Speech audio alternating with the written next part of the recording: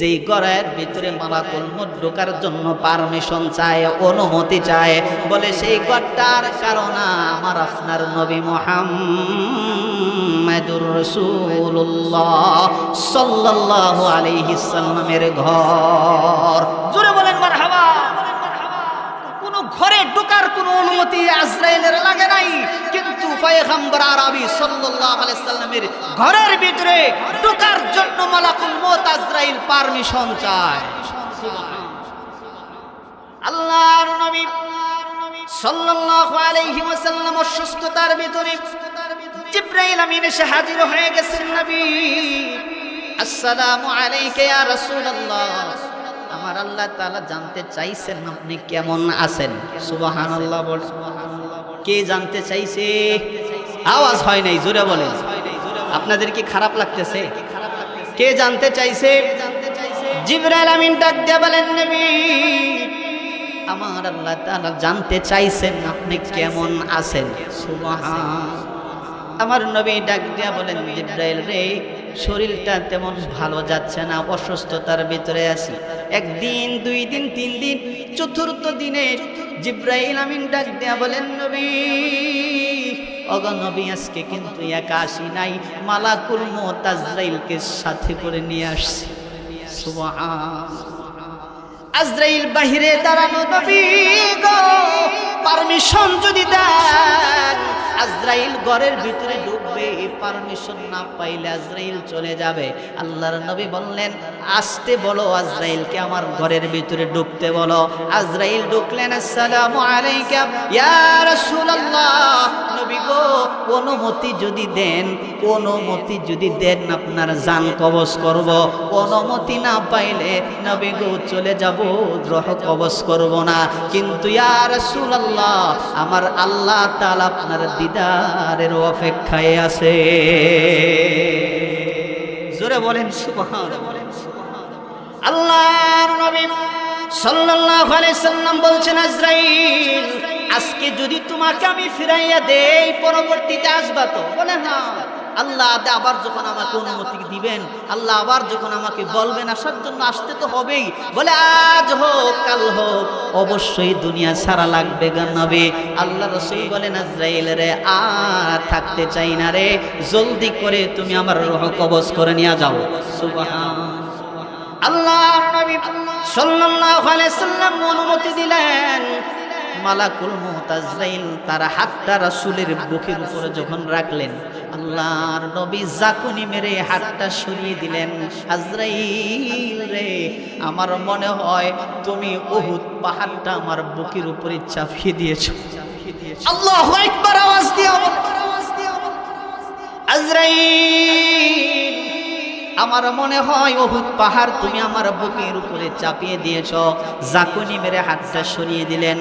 আজরাইল আলাইহিস সালাম দ্বিতীয়বার আবার যখন আল্লাহর রাসূলের বুকের উপরে হাত রাখলেন, আল্লাহর নবী আবার জাকুনি মেরে হাতটা সরিয়ে দিলেন। আজরাইল রে, এবার মনে হয় তুমি গোটা আসমানটা আমার বুকের উপরে চাপিয়ে দিয়েছো।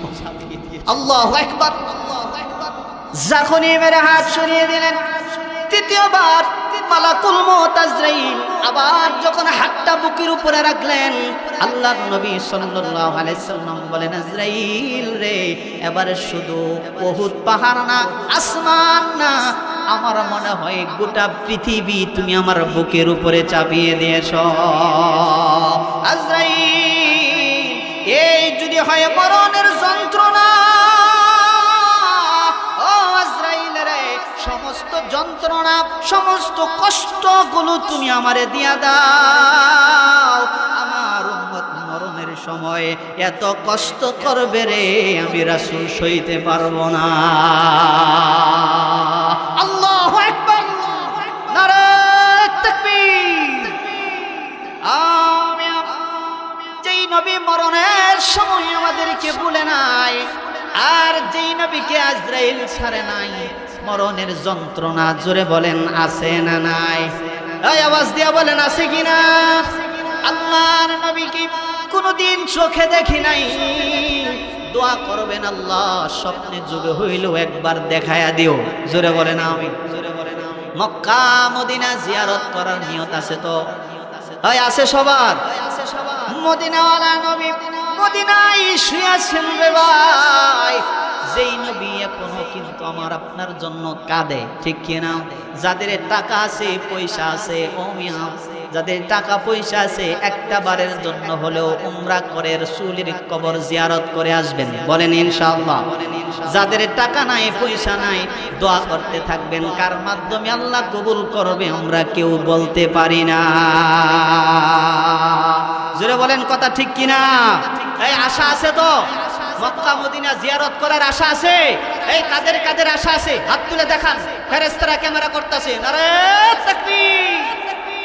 মনে বড় আশা ছিল যাব মদিনায়। কার কাছে চাওয়া লাগবে? জোরে আওয়াজ দিয়া বলেন, মনে বড় আশা ছিল। আরেকটু আওয়াজ দিয়া, মনে বড় আশা ছিল সালাম আবি করব গিয়ে, সালাম আবি করব গিয়ে নবীজি রওজায়।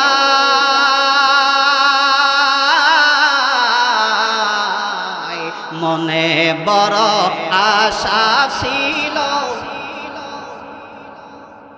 হায়রে মনে বড় আশা ছিল যাব মদিনায়। আরব সাগর পাড়ি দিব নাই যে আমার তরি, পাখি নয় তো উড়ে যাইব ডানাতে বরে করি, ঠিক কিনা? আরব সাগর পাড়ি দিব নাই যে আমার তরি, পাখি নয় তো উড়ে যাইব ডানাতে বরে করি। আমার আশায় আছে সম্বল নাই, আশায় আছে সম্বল নাই, করি কি উপায়। মনে বড় আশা ছিল, হায়রে মনে বড় আশা ছিল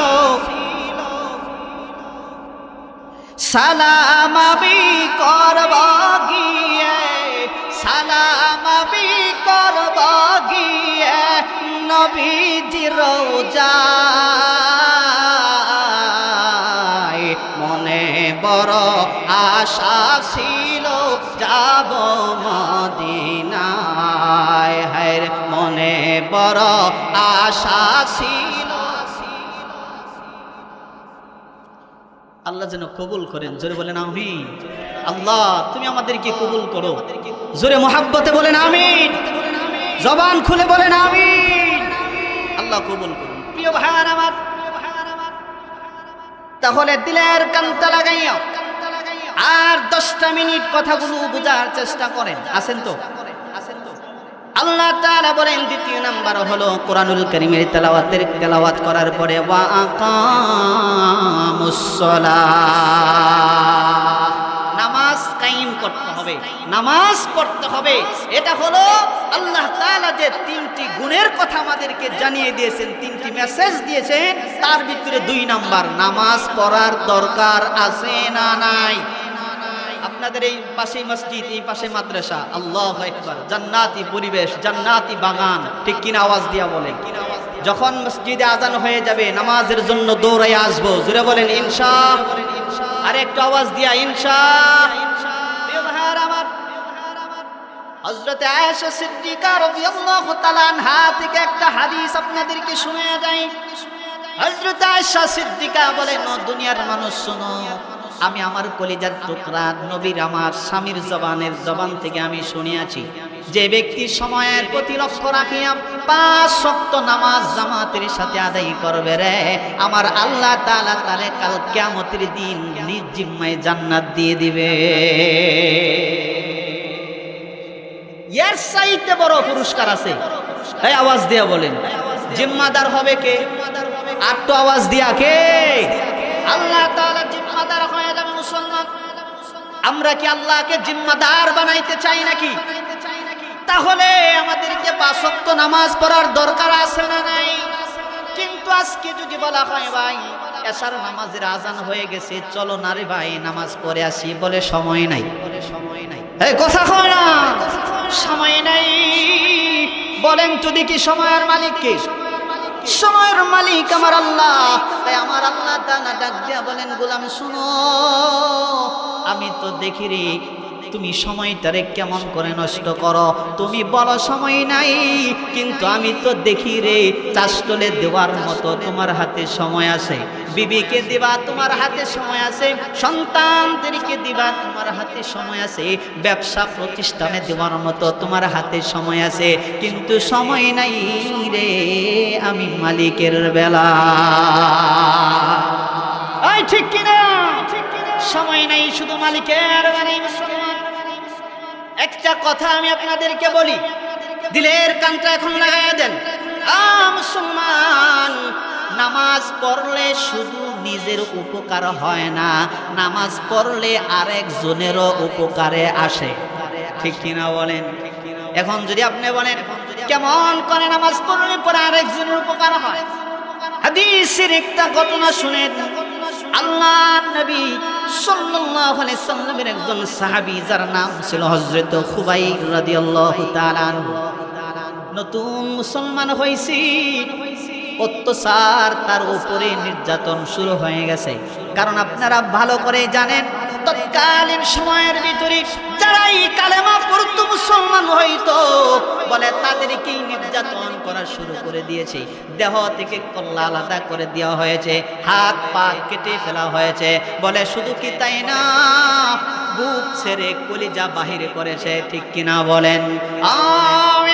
আল্লাহর নবী সাল্লাল্লাহু আলাইহি সাল্লামের চাচা আমির হামজার শাহাদাতের ঘটনা যদি শুনেন, লোক প্রসঙ্গগুলো দাঁড়িয়ে যাবে। মুসলমান, আমির হামজাকে এমন ভাবে শহীদ করা হয়েছিল রে, বলে তার হাত কেটেছে, পা কেটেছে, অঙ্গ প্রত্যঙ্গ কেটেছে, কলিজা বাহির করেছে। বলে শুধু তাই না, নাক আর কান কেটে মালা বানাইয়া আবু জেহেলের স্ত্রী গলায় ঝুলাইছে। জোরে বলেন নাউজুবিল্লাহ। মুসলমান ভাইরা আমার, ইমানের জন্য জীবন দিছে রে, রক্ত দিয়েছে, শহীদ হয়েছে, কিন্তু ঈমান দেয় না, ঠিক কিনা বলেন? সেই জন্যই বলি মুসলমান, নতুন মুসলমান হয়েছে খুবাইব রাদিয়াল্লাহু তাআলা আনহু, নতুন মুসলমান, কাফের বেঈমানের অ্যারেস্ট করেছে, একটা জায়গায় নিয়ে যাচ্ছে মারার জন্য। খুবাইব রাদিয়াল্লাহু তাআলা আনহু কি কাফের বেঈমানেরা হাতে তালি বাজাইয়া বাজাইয়া তারে এক জায়গায় নিয়ে যাচ্ছে মারার জন্য। খুবাইব রাদিয়াল্লাহু তাআলা আনহু কাফের বেঈমানদেরকে ডাক দিয়া বলেন, কাফেরেরা শুনো, আমাকে একটু সময় দেবা নাকি? আমি রবের কদমে 2টা সেজদা দিতে চাই, আমার একটু সময় দিবা? আমারে যদি একটু সময় দাও, আমি একটু 2 রাকাত নামাজ পড়তে চাই, রবের কদমে 2টা সেজদা দিতে চাই। কাফের বেঈমানেরা বললেন, ঠিক আছে, তোমার শেষ ইচ্ছা যেহেতু নামাজ, তাহলে তুমি নামাজে দাঁড়িয়ে যাও। আল্লাহু আকবার। প্রিয় ভাইরা আমার, খুবাইব রাদিয়াল্লাহু তাআলা আল্লাহু আকবার বলে নামাজে দাঁড়িয়ে গেছেন। কাফের বেঈমানদের ভিতরে এক টকবকে একজন যুবক যার নাম ছিল সাঈদ ইবনে আমার রাদিয়াল্লাহু তাআলা আনহু, তখন মুসলমান হয় নাই। সাঈদ সেই কাফেরদের ভিতরে ঠিক টকবকে যুবক খুবাইব রাদিয়াল্লাহু তাআলা আনহু চেহারার দিকে তাকিয়ে আছেন, বারবার চেহারার দিকে তাকায় আর বলে, এটা কেমন নামাজ গো, যেই নামাজের পরে কতল করা হবে, হত্যা করা হবে, অথচ তার কপালের ভিতরে মরণের কোনো চিহ্ন নাই, বয়ের কোনো ছাপ তার চেহারার ভিতরে নাই। আল্লাহু আকবার। খুবাইব রাদিয়াল্লাহু তাআলা আনহু তার দিলের ভিতরে কম্পন সৃষ্টি হয়েছে, সারাটা রাত ছটফট করে করে কাঁদায়, সারাটা রাত ছটফট করে করে কাটায়া দেয়। সকালবেলা আখিরি জামানার নবী, নবী কুলের সরদার, নবী দু জাহানের নবী, আল্লাহর রাসূলের কাছে হাজির হয়ে গেছে। নবী গো, আপনার একজন সাহাবী যার নাম ছিল খুবাইব রাদিয়াল্লাহু তাআলা আনহু, বলে কাফের বেঈমানেরা তাকে নামাজের পরে কতল করবে, নামাজের পরে হত্যা করবে। কিন্তু নবী তাকে দেখলাম গো, আপনার সাহাবী নামাজের ভিতরে দাঁড়িয়ে গেছে, অথচ নামাজের পরেই তাকে কতল করা হবে, কিন্তু মরণের কোনো চিহ্ন তার কপালে দেখা যায় না। আমি বুঝতে পারছি গো নবী, আল্লাহ একজন আছে, রব একজন আছে, যেই রবের সামনে নামাজে দাঁড়িয়ে গেছে। নবী গো, আর জাহান্নামের কাতারে আমি থাকতে চাই না গো, জলদি করে আমারে কালেমা পড়াইয়া মুসলমান বানায়া দেন। আল্লাহর নবী বললেন, পড়ো লা ইলাহা ইল্লাল্লাহু মুহাম্মাদুর রাসূলুল্লাহ। জোরে বলেন সুবহানাল্লাহ। প্রিয় ভাইরা আমার, তাহলে নামাজ শুধু নিজের উপকার হয় না, নামাজের মতো যদি নামাজ হয় আরেকজনের উপকার হয় কি হয় না? বলেন, নামাজের সাথে বন্ধুত্ব করবেন, নামাজি ব্যক্তির সাথে বন্ধুত্ব করবেন, 2-4 দিন পরে সেজদা দিতে মন চাইব। কথা কয় না। ঘুষখোরের সাথে, মদখোরের সাথে, জিনাখোরের সাথে বন্ধুত্ব করবেন, 2-4 দিন পরে মদ খাইতে মন চাইব। বলে যারা বিড়ি টানে, বলে বিড়ি খুরদের সাথে বন্ধুত্ব করবেন, জিন্দেগিতে কোনোদিন সিগারেট বিড়ি খান নাই, 2-4 দিন পরে একটা টান দিতে মন চাইব। সেই জন্য ভাই রে, বন্ধু নির্বাচনের সময় অবশ্যই যাচাই বাছাই করা লাগবে, ঠিক কিনা বলেন? আমরা সবাই জানি কুখ্যাত সন্ত্রাসী ফেরাউন ছিল, ঠিক কিনা বলেন? যিনি আজও পর্যন্ত আল্লাহ তাআলা তার লাশটাকে জীবিত রাখছেন, আল্লাহ তাআলা আজও পর্যন্ত তার লাশটাকে টিকায়া রাখছেন। কুখ্যাত সন্ত্রাসী ফেরাউন ততটুকু খারাপ ছিল না রে, যতটুকু খারাপ ছিল তার বন্ধু হামান। এই কথা কয় না। বলে তার বন্ধু হামান যতটুকু খারাপ ছিল, ফেরাউন ততটুকু খারাপ ছিল না। বলে হামান সব কান পরা দিয়া হামান সব সময় তাকে কান পরা দিতে বলে সবচাইতে বেশি খারাপ বানাইছে হামান। বলে ফেরাউন ততটা খারাপ ছিল না যতটা খারাপ ছিল হামান তার বন্ধু। সেজন্যই প্রিয় ভাইরা আমার, বন্ধু নির্বাচনের সময় যাচাই করার দরকার আসেনি? এই কথা বলেন, আছে তো? বিড়ি খুরদের সাথে বন্ধুত্ব করব, মদ খুরদের সাথে বন্ধুত্ব করব, বেপরদার সাথে বন্ধুত্ব করব, নামাজের সাথে বন্ধুত্ব করব ইনশাআল্লাহ। আওয়াজ দিয়া বলেন ইনশাআল্লাহ। আল্লাহ তাআলা কবুল করুন, জোরে বলেন আমিন। 1 নাম্বার গেল কোরআন তেলাওয়াত, 2 নাম্বার হলো ওয়া আকামিস সালাতা, নামাজ পড়া লাগবে তো? আওয়াজ দিয়া বলেন লাগবে। আজকের ওয়াজটা কি শুধু পুরুষের জন্য করছি না মহিলাদের জন্য? এটা কি 1 ছাড়া হইছে না 2 ছাড়া? আওয়াজ দিয়া বলেন। কালকে কি আবার মহিলারা কইতে পারবো যে আঙ্গার ওয়াজ করে নাই? বলতে পারবে? প্রিয় ভাইরা আমার, শেষ করে দিচ্ছি। 3 নাম্বার হলো ওয়া আনফাকু মিম্মা রাযাকনাহুম সিররাও ওয়া আলানিয়াতাই ইয়ারজুনা তিজারাতান লান তাবুর।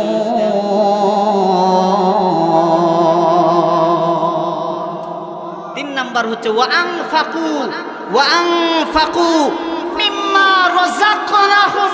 আল্লাহ তাআলা আমাদেরকে যে রিজিক দিয়েছেন, যে সম্পত্তি দিয়েছে, আল্লাহ তাআলা আমাদেরকে যে দৌলত দিয়েছে, ধন দিয়েছে, এই ধন থেকে, এই সম্পত্তি থেকে, এই রিজিক থেকে আল্লাহর রাস্তায় দান করতে হবে। জোরে বলেন মারহাবা। কি করতে হবে? তাহলে আমরা কয়টা উপদেশ পাইছি? 1 নাম্বার কি? হয় নাই, জোরে বলেন 1 নাম্বার কি? কালকে আবার কবাইন যে ওয়াজ বুঝছি না, ওইটা হইতো না। 1 নাম্বার কি? 2 নাম্বার কি? 3 নাম্বার কি? ওয়া আনফাকু মিম্মা রাযাকনাহুম, দান করতে হবে প্রকাশ্যে গোপনে, আল্লাহর রাস্তায়, আল্লাহর দেওয়া জান, আল্লাহর দেওয়া মাল। জোরে বলেন ঠিক কিনা? এখন আসেন, এই 3টা যদি মানি আমাগরে আল্লাহ কি দিব, ঠিক কিনা? জানার দরকার আছে তো। আল্লাহ তাআলা এই সূরাতুল ফাতিহার 30 নম্বর আয়াতের ভিতরে 29 নম্বর আয়াতের ভিতরে আল্লাহ তাআলা এই তিনটা গুণের কথা বলে।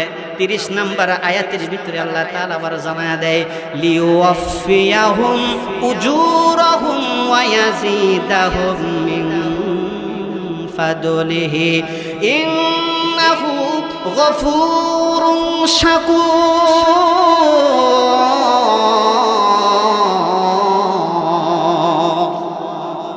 কার কথা? আল্লাহর কথা। এই তিনটা আদেশ মানলে পরে, এই তিনটা গুণের উপর অটল থাকলে পরে আল্লাহ তাআলা বলছেন লিওয়াফিয়াহুম উজুরাহুম ওয়া ইয়াজিদাহুম। ও বান্দা, আমি আল্লাহ তাআলা তোমাদেরকে এই কাজের পরিপূর্ণ প্রতিফল দান করে দেব। এই কাজ করলে মজুরি আছে না নাই? সারাদিন কেউ যদি চুক্তি কাম করে, চুক্তি কাম বুঝেন? বুঝেন তো? কেউ যদি চুক্তি কাম করে, কেউ যদি জুগালি করে, 1000 টাকা তার ময়না দেওয়া হয়, 1000 টাকা তাকে ময়না দেওয়া হয়। বলে 1000 টাকা দেওয়ার পরেও আবার কাজ যদি ভালো হয় কিছু বোনাসও দেয়। এই কথা কয় না? আমি মালিকের সাথে আপনার সম্পর্ক ভালো, মালিকের কথাগুলো সুন্দরভাবে আপনি মানেন, মালিকের আদেশগুলো সুন্দরভাবে পালন করেন, মালিকের কাজগুলো টাইম টু টাইম আপনি সুন্দরভাবে করেন। করার কারণে মালিক তাকায় দেখে, ও গোলাম রে, আমার কাজগুলো টাইম টু টাইম করলি, কাজের ভিতরে অলসতা করলি না, 1000 টাকা তোর বেতন দিলাম, খুশি হইয়া 200 টাকা বোনাস দিলাম। এই কথা কয় না? খুশি হইয়া 200 টাকা বোনাস দিলাম। আমার আল্লাহ তাআলা বলেন লিওয়াফিয়াহুম উজুরাহুম ওয়া ইয়াজিদাহুম মিন ফাদলিহি। বান্দারে, এই কাজের পরিপূর্ণ প্রতিফল বেতন তো আমি তোরে দিবই দিব রে। ওরে বান্দা, সাথে কিছু বোনাসও দিলাম,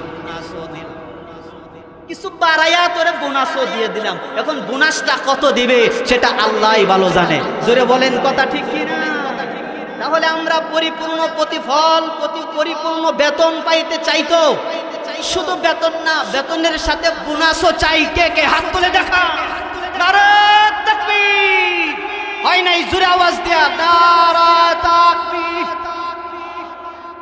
দিন ইসলাম, দিন ইসলাম, আল কোরআনের আলো আল্লাহ কবুল করুন। জোরে বলুন আমি। নিয়ত করছি পরিপূর্ণ প্রতিফল আনবই আল্লাহর কাছ থেকে, ঠিক কিনা? তাহলে ওয়ানফাকু মিম্মা রাযাকনাহুম, আল্লাহ তাআলা যে সম্পত্তি আমাদেরকে দিয়েছেন, এই সম্পত্তি থেকে আল্লাহর রাস্তায় ব্যয় করার দরকার আসেনি? দান করার দরকার আছে না নাই? কারণ ইন্নাল্লাহা আশতারা মিনাল মুমিনিনা আনফুসাহুম ওয়া আমওয়ালাহুম বিআন্না লাহুমুল জান্নাহ। জোরে বলেন সুবহানাল্লাহ। একটা মানুষ এখান থেকে যাবেন না, ঠিক আছে? আখিরে মোনাজাত করে যেটা যাবেন বুঝবো তার ঈমানের ভিতরে বেজাল আছে, যাওয়া যাবে না ইনশাআল্লাহ। বলেন প্রিয় ভাইরা আমার, ইন্নাল্লাহা আশতারা মিনাল মুমিনিনা আনফুসাহুম ওয়া আমওয়ালাহুম বিআন্না লাহুমুল জান্নাহ। আল্লাহ তাআলা বলেন, বান্দারে, ও বান্দা, তোর জান এবং মাল আমি আল্লাহ কিনে নিয়েছি। বলে কি দিয়া? বলে বেচা কিনা করতে গেলে টাকার প্রয়োজন। বলে সৌদি আরবে যাবেন, রিয়ালের প্রয়োজন। বলে ইউরোপ আমেরিকাতে যাবেন, ডলার ইউরোর প্রয়োজন, ঠিক কিনা বলেন? বাংলাদেশের টাকা ছাড়া মানুষ কিছু বুঝে? জোরে বলেন, বুঝে? যেই দেশে যাবেন সেই দেশের টাকা। আমার আল্লাহ তাআলা বলেন, গোলাম শোনো, কি দিয়া তোমার সাথে জান মালের বেচাকিনা করছি জানো রে? ইন্নাল্লাহা আশতারা মিনাল মুমিনিনা আনফুসাহুম ওয়া আমওয়ালাহুম বিআন্না লাহুমুল জান্নাহ। বান্দারে, সবচেয়ে দামি নিয়ামত জান্নাত দিয়া আমি আল্লাহ তোমার জান মাল কিনে নিয়েছি। কারণ আমি জানি রে বান্দা, পরকালের জিন্দেগিতে সবচাইতে তোমার উপকারে আসবে জান্নাত। জোরে বলেন ঠিক কিনা? পরকালে মারা যাওয়ার পরে সবচাইতে যেটা আমাদের প্রিয় হবে, সবচাইতে যেটা আমাদের কাছে হবে, সবচাইতে যেটা আমাদের প্রয়োজন হবে, সেটার নাম হলো জান্নাত। জোরে বলেন ঠিক কিনা? আল্লাহ আল্লাহ তাআলা ভালো জানেন। সেই জন্য আমার রব ডাক দিয়া বলেন, বান্দারে আমি চাইলেও অন্য কিছু দিয়া তোমার জানমাল কিনতে পারতাম, আমি চাইলেও আমার কাছে টাকার অভাব নাই, আমার কাছে ডলারের অভাব নাই, আমার কাছে ইউরোর অভাব নাই। বান্দারে আমি চাইলে পরে অন্য কিছু দিয়া তোমার জানমাল আমি আল্লাহ কিনতে পারতাম, কিন্তু কিনি নাই। আমি আল্লাহ তাআলা দামি জান্নাত দিয়া তোমার জানমালটারে কিনে নিয়েছি। আবার আল্লাহ তাআলা বলেন, বান্দারে শোনো, জানমাল আমি আল্লাহ কিনে নেওয়ার পরে আমার কাছে রাখি নাই, ওরে বান্দা আমি আল্লাহ আবার তোমার কাছে আমানত রাখছি। কি রাখছে? কি রাখছে? আমানত রাখছে। বান্দারে জান আমার দরকার নাই, মাল আমার দরকার নাই, তোমার কাছে আমানত রাখলাম, কিন্তু খবরদার বান্দারে আমানতের খেয়ানত করিস না। আল্লাহু আকবার। মুসলমান ভাইরা আমার, তাহলে লক্ষ্য করে শুনেন, আল্লাহ সুবহানাহু ওয়া তাআলা বলেন, বান্দারে জানের আমার দরকার নাই, মালের আমার দরকার নাই, বান্দারে তোর কাছে আমানত রাখলাম, কিন্তু খবরদার আমানতের খেয়ানত করিস না। মালিক যদি ম্যানেজারকে 5 লক্ষ টাকা জমা রাইখা বলে, ম্যানেজার এই যে 5 লক্ষ টাকা তোমার কাছে জামানত রাখছি, আমানত রাখছি, আমার বিনা অনুমতিতে খরচ করতে পারবি না, আমার বিনা অনুমতিতে একটা টাকাও নষ্ট করতে পারবি না, যদি করস তাহলে কৈফিয়ত দেওয়া লাগবে। জোরে বলেন ঠিক কিনা? এখন ম্যানেজার যদি তার ব্যক্তিগতভাবে 5 লক্ষ টাকার ভিতরে 1 লক্ষ টাকা যাত্রার প্যান্ডেলে দিয়া দেয়, কৈফিয়ত দেওয়া লাগবে কিনা? কারণ মালিকের বিনা অনুমতিতে খরচ করতেছে, ঠিক কিনা বলেন? মালিক যদি আদেশ দিয়া দিত এই জায়গায় করবা, সেই জায়গায় করবা, সমস্যা নাই, আমার আল্লাহ তাআলাও ডাক দিয়া বলেন, বান্দারে তোর কাছে জান এবং মাল আমি আমানত রাখছি, খবরদার আমার বিনা অনুমতিতে খরচ করতে পারবি না, যদি করিস রে তাহলে অবশ্যই কৈফিয়ত দেওয়া লাগবে। এখন আওয়াজ দিয়া বলেন তো দেখি এই জানটা কার? আর হয় নাই মনে হয় সন্দেহ আছে। যদি সন্দেহ করেন তাহলে